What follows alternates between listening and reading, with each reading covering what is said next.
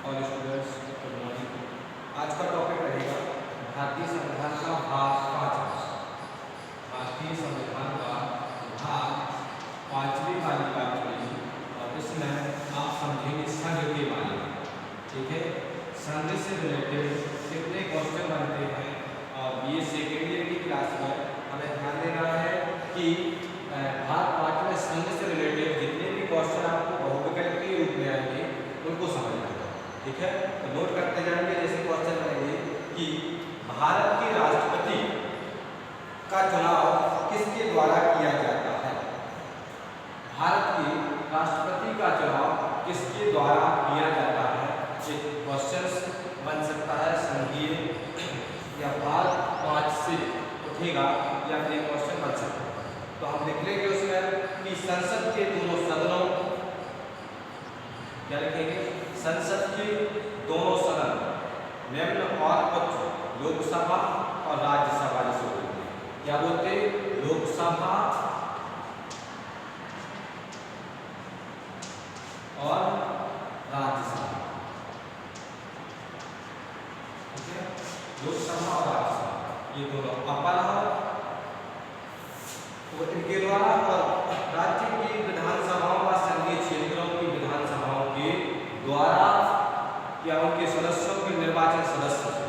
ठीक है, क्या लिखना है क्वेश्चन में, ये आंसर में क्या लिखना है कि संसद के दोनों सदनों, संसद के दोनों सदनों कौमा राज्य विधानसभाओं व संघीय क्षेत्रों, राज्य विधानसभाओं और या फिर संघीय क्षेत्रों की विधानसभाओं के निर्वाचन सदस्य राष्ट्रपति का चुनाव करते हैं। ठीक है, कौन करते हैं, अर्थात भारत के राष्ट्रपति का चुनाव किसके द्वारा होता है, जी समझ गए हैं, जिसके द्वारा लोकसभा, संसद के लोकसभा के राज्यसभा, लोकसभा और राज्यसभा और राज्य की विधानसभा और केंद्र शासित प्रदेश या फिर क्षेत्र की या संघीय क्षेत्रों की विधान सभाओं के निर्वाचित सदस्यों के माध्यम से राष्ट्रपति चुना जाता है। और राष्ट्रपति, ठीक है, राष्ट्रपति। नेक्स्ट क्वेश्चन है कि जैसे लिखो कि विधेयक को संसद में प्रस्तुत किए जाने के पूर्व, अच्छा क्वेश्चन बना के देते हैं, चलो क्वेश्चन लिखो, निम्न में से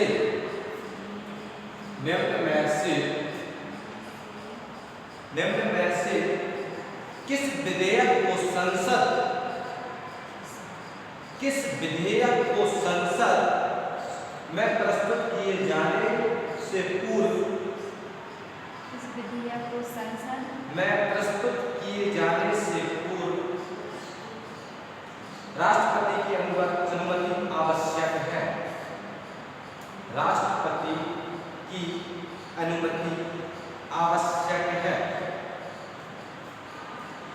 राष्ट्रपति की अनुमति आवश्यक है।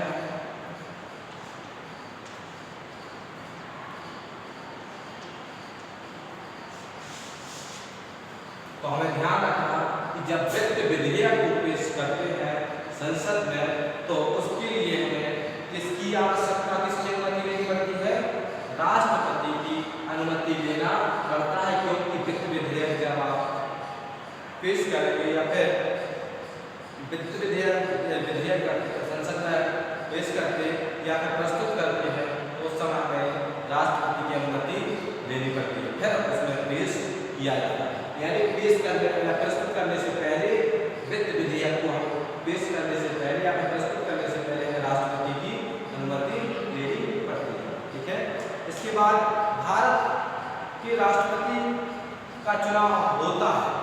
कैसे होता है चुनाव, तो वो आप लोग लिख लेंगे, इसके द्वारा निर्वाचन मंडल द्वारा।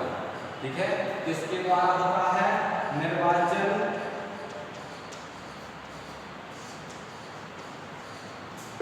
मंडल द्वारा।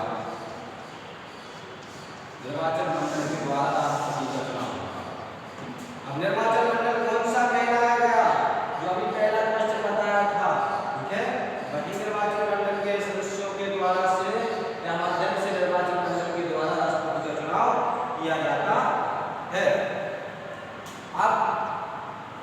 जितने भी आपको ध्यान रखना है, जितने भी आपके भारतीय संविधान के भाग से रिलेटेड जितने भी बहुविकल्प के प्रश्न बनने होते हैं वो आपको क्वेश्चन लिखा दिए जाएंगे। और जैसे हम नेक्स्ट क्वेश्चन लिखना है तो लिखेंगे संविधान के अनुसार भारतीय संघ कार्यपालिका, संविधान के अनुसार भारतीय संघ की कार्यपालिका शक्ति किस में निहित है? लिखो दोबारा से। संविधान के अनुसार भारतीय संघ की कार्यपालिका शक्ति किस में निहित है? तो वो भी किस में निहित है? राष्ट्रपति।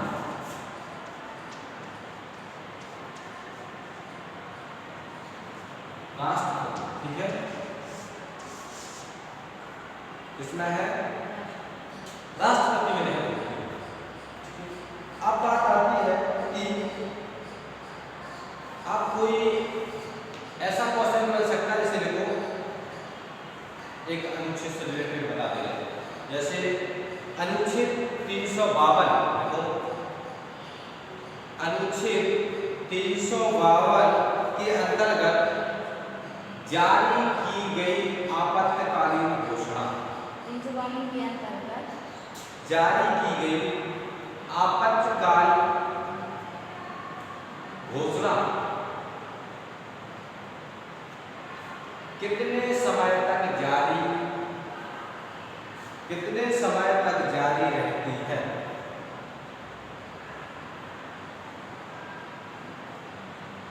कितने समय तक जारी रहती है?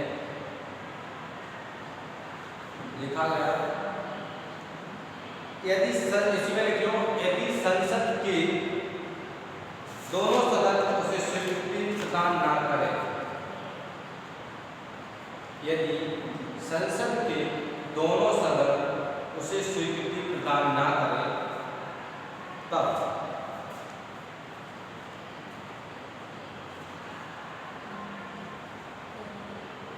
तो हमें ध्यान देना है कि मात्र एक महीना, कितना समय?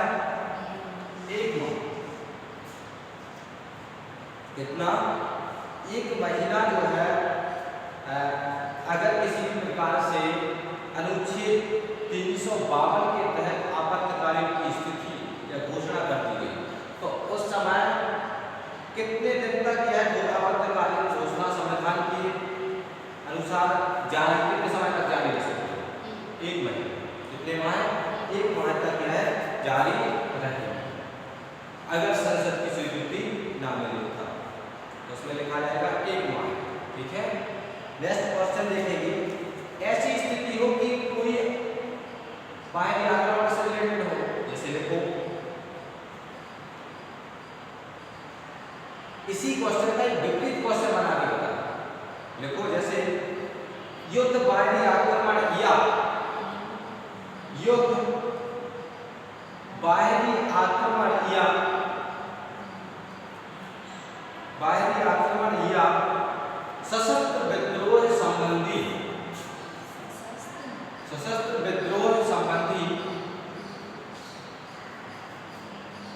आपातकालीन घोषणा संविधान के किस अनुच्छेद के अंतर्गत की जाती है? तो वो हमें ध्यान रखना, 352 आपातकालीन घोषणा किस आर्टिकल के तहत की जाती है या किस अनुच्छेद के तहत की जाती है? तो वो कितना है? 352, कितनी है? 352 आर्टिकल के तहत आपातकालीन की घोषणा की जाती है।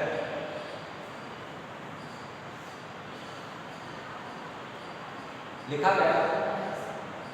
अब हमें ध्यान देना है कि आपातकालीन की बात तो ठीक है, इसके बाद नेक्स्ट क्वेश्चन ऐसा बनता है कि लिखेंगे नेक्स्ट क्वेश्चन, भारत के राष्ट्रपति के निर्वाचन में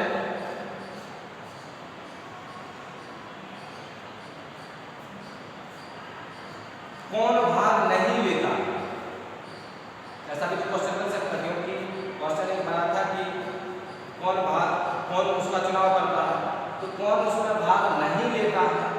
ये भी ध्यान रखना है।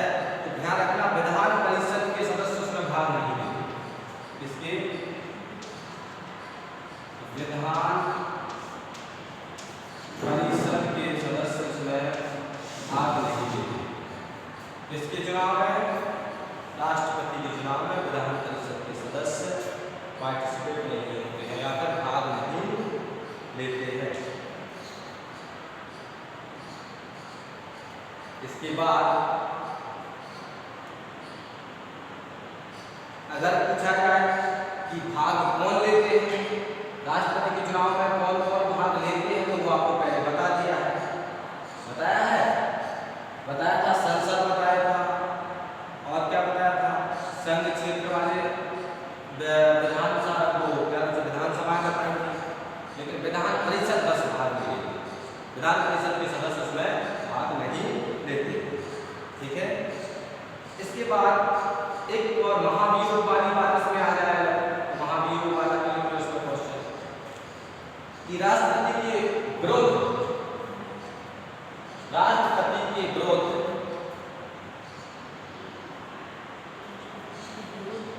महाभियोग की कार्रवाई शुरू करने से पूर्व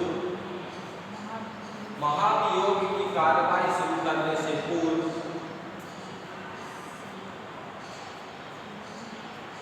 महाभियोग शुरू करने से पूर्व उससे जितने समय का नोटिस देना आवश्यक है वह है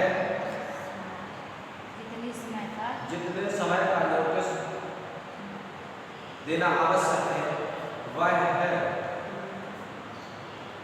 तो उसे नोटिस दिया जाता है 14 दिन का। कितने दिन का नोटिस दिया जाता है? मात्र 14 दिन का।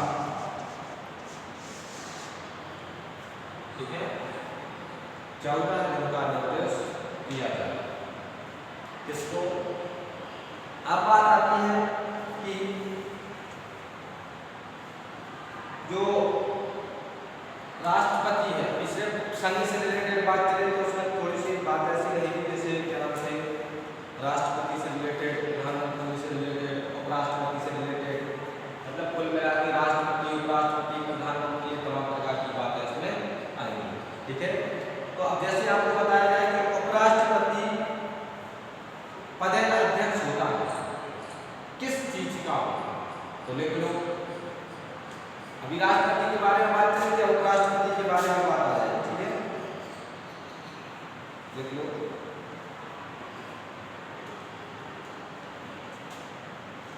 तो हमें ध्यान देना है कि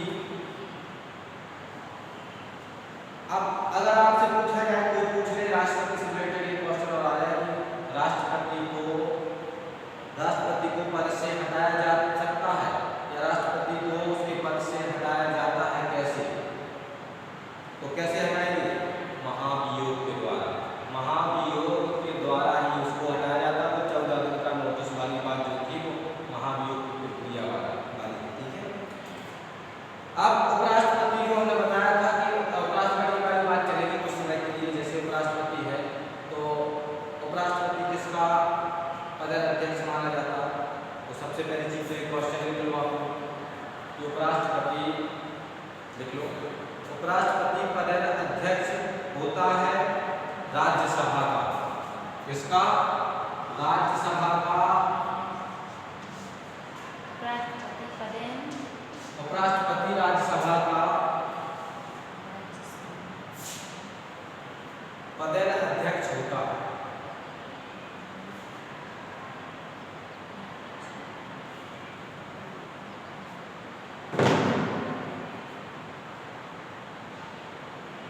सबसे महत्वपूर्ण क्वेश्चन है वो देख लेंगे कि मान लीजिए, आप एक क्वेश्चन लिखो, देख लेना कि मान लीजिए आप भारत के उपराष्ट्रपति चुन लिए।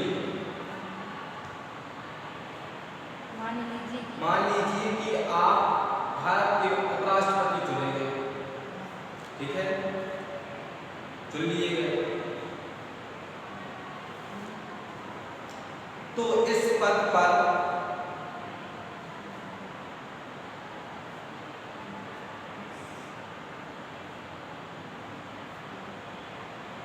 इस पद पर निर्वाचन से आप स्वतः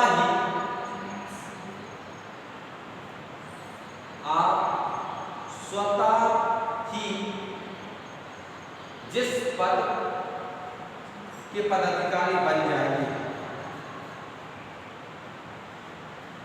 स्वतः ही किस पद के पदाधिकारी बन जाएंगे।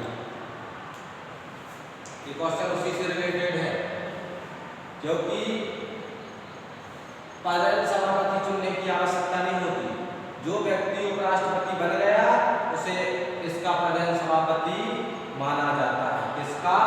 राज्यसभा का। ठीक है। अब ऐसा नहीं है कि अलग से चुना जाए, जो उपराष्ट्रपति है तो वही उसके प्रधान सभापति माने जाएंगे। ठीक है। अब अगर पूछा जाए कि उपराष्ट्रपति को हटाया जा सकता है तो बताओ कौन हटा सकता है? लिख लो आप। उपराष्ट्रपति को देखो संसद द्वारा हटाया जा सकता है। किसके द्वारा हटाया जा सकता? संसद के द्वारा। उपराष्ट्रपति को संसद के द्वारा हटाया जा सकता है। ठीक है।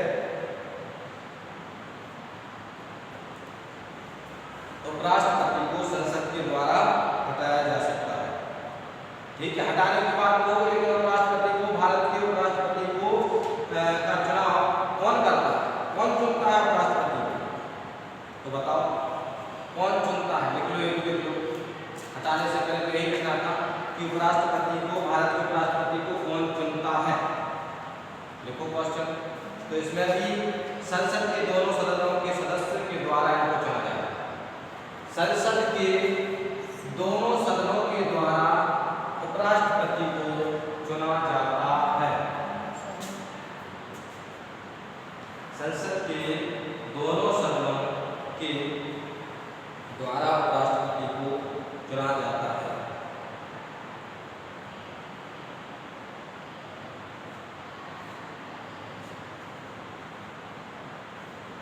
क्वेश्चन ऐसा भी बन जाता है कभी कभी कि भारत का राष्ट्रपति, भारत का प्रथम नागरिक किसे कहते हैं? भारत का प्रथम नागरिक किसे कहते हैं? तो वो है राष्ट्रपति। ऐसा भी क्वेश्चन बन जाता है, तो इसको भी ध्यान रखना है। ठीक है। कि भारत का प्रथम नागरिक किसे कहते हैं, या भारत का, ये अच्छा ही बताओ, भारत के प्रथम राष्ट्रपति कौन थे? भारत के प्रथम राष्ट्रपति कौन थे? लिख लो। भारत के प्रथम राष्ट्रपति डॉक्टर राजेंद्र प्रसाद जी थे। प्रथम राष्ट्रपति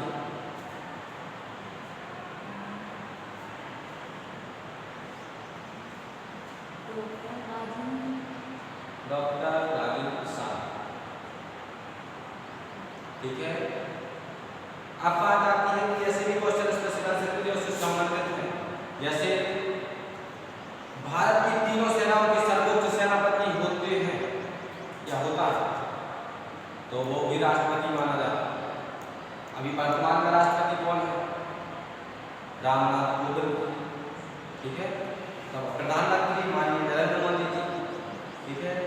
तो हमें ध्यान देना है कि भारत की तीनों सेनाओं के अध्यक्ष या सर्वोच्च सेनापति कौन होते हैं? वो है राष्ट्रपति। ठीक है।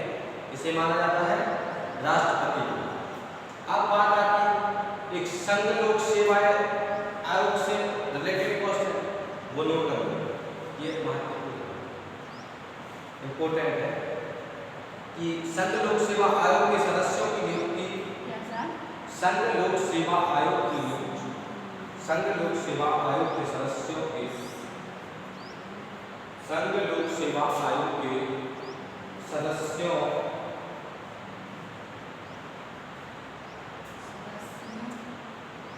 की नियुक्ति किसके द्वारा की जाती है? तो संघ लोक सेवा आयोग के सदस्यों की नियुक्ति भी राष्ट्रपति द्वारा की जाती है। संघ लोक सेवा आयोग के सदस्यों की नियुक्ति राष्ट्रपति के द्वारा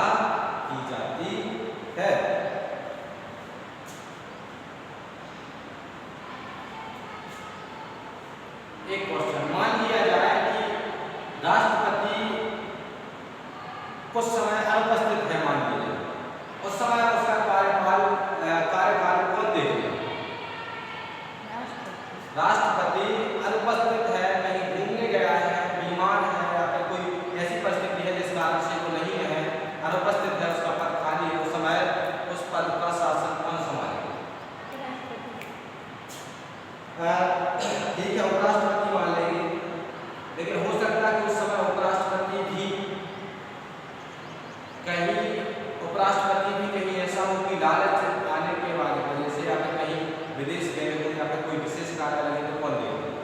तो ध्यान रखना है कि जब राष्ट्रपति की अनुपस्थिति में उसके कार्यों का संपादन निम्न में से कौन कर सकता है, किसके द्वारा किया जाएगा? तो ध्यान रखना, सुप्रीम कोर्ट के मुख्य न्यायाधीश के द्वारा, जिसके द्वारा सर्वोच्चतम न्यायालय के मुख्य न्यायाधीश के द्वारा कार्य का संपादन किया जाता है या फिर कार्य चलाया जाता है। किसके द्वारा? सुप्रीम कोर्ट के मुख्य न्यायाधीश के द्वारा। ये चीज,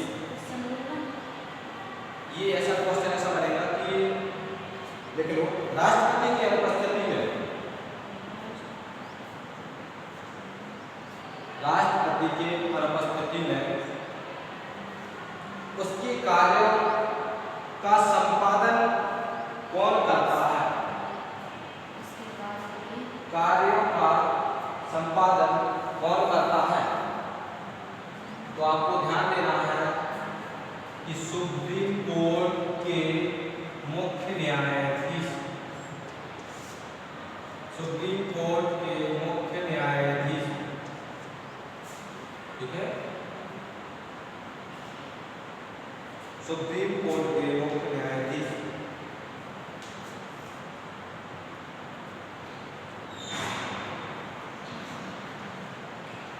देखो, कब भारत सुप्रीम कोर्ट के मुख्य न्यायाधीश कब उस पद को संभालते हैं? जब भारत में राष्ट्रपति का पद या राष्ट्रपति अनुपस्थित है तो उपराष्ट्रपति संभाल लेगा, लेकिन उपराष्ट्रपति भी जब नहीं, या फिर कोई कार्य है, या फिर कहीं दोनों पद खाली है, उस समय कौन संभालता है? सुप्रीम कोर्ट का मुख्य न्यायाधीश। एक क्वेश्चन और लेकिन इसी से रिलेटेड, जब देश के राष्ट्रपति तथा उपराष्ट्रपति का पद, जब देश के राष्ट्रपति तथा उपराष्ट्रपति, राष्ट्रपति और उपराष्ट्रपति का पद एक साथ रिक्त हो जाता है, रिक्त हो तो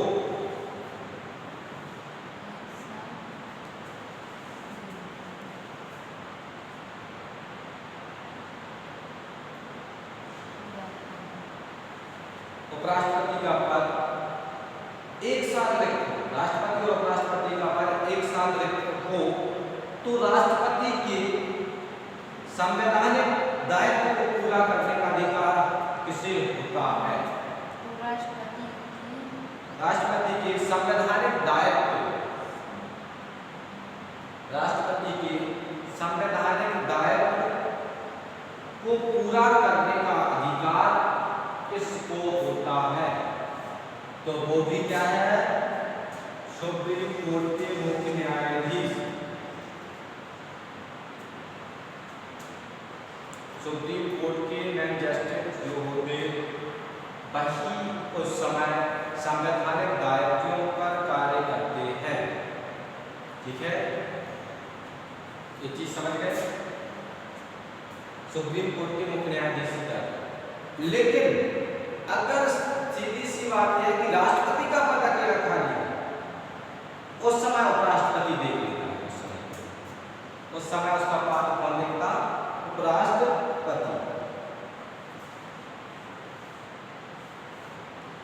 अब मान लिया जाए कि राष्ट्रपति का पद कितने समय तक खाली रह सकता है, क्योंकि भारत कोई देश हो उसके राष्ट्रपति का पद ज्यादा दिन तक खाली रह नहीं सकता, तो कितने दिन तक वह खाली रह सकता है राष्ट्रपति का पद? अधिकतम तो लिख लेंगे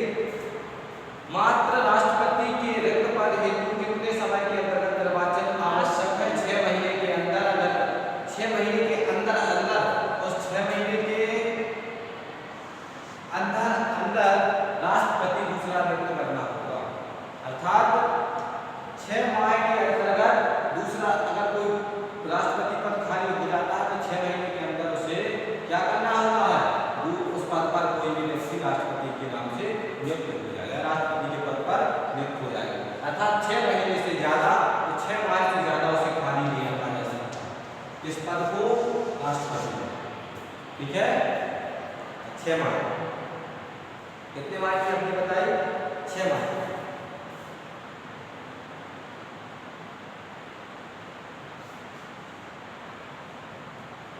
नेक्स्ट क्वेश्चन देखिए कि यदि उपराष्ट्रपति कार्यवाहक राष्ट्रपति बन जाते हैं,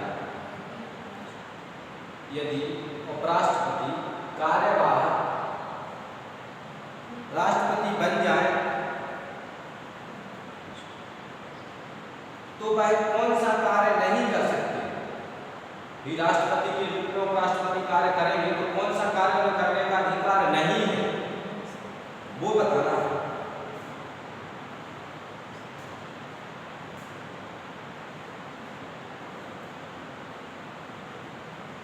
मतलब मान्य कहने का मतलब ये है कि उपराष्ट्रपति मान लिया जाए कि राष्ट्रपति का पद खाली था तो उपराष्ट्रपति आगे उसके कार्यवाहक बन गए, कार्यवाहक राष्ट्रपति बन गए और राष्ट्रपति के रूप में भी कार्य करने लगे, तो उन्हें कौन सा कार्य, कौन सा अधिकार ऐसा है जो वो नहीं कर सकते? कौन सा कार्य ऐसा है जो नहीं कर सकते? वह राज्यसभा की अध्यक्षता नहीं कर सकते।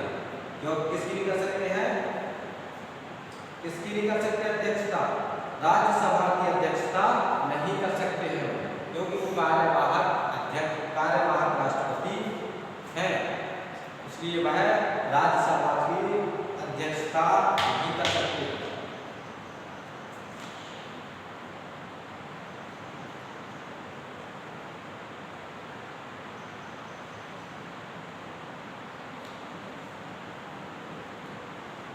अब बात आती है कि वर्तमान राष्ट्रपति पद के प्रस्तावों एवं अनुमोदकों की संख्या कितनी है?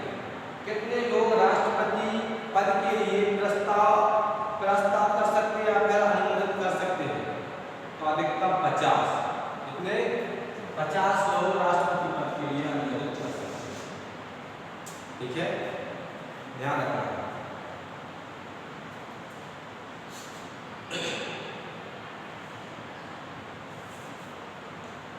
उपराष्ट्रपति के लिए वर्तमान में कितने लोग अनुमोदित कर सकते हैं? राष्ट्रपति का पद तो हो गया, लेकिन उपराष्ट्रपति के लिए कितने लोग प्रस्ताव या अनुमोदन की आवश्यकता होती है? तो उसमें हमें ध्यान रखना है कि 20 प्रस्तावक और 20 प्रस्तावक और 20 अनुमोदन। ठीक है, 20 राष्ट्रपति के लिए 50, उपराष्ट्रपति के लिए 20। ठीक है, ये राष्ट्रपति पद के लिए अनुमोदित कर सकते हैं। अब इसमें बहुत सारे क्वेश्चन बनेंगे, तो एक दिन का तो ये नहीं खत्म हो सकता है, तो हम बाकी का जो है नेक्स्ट वीडियो के माध्यम से बता देंगे। ठीक है, तो बाकी का आपको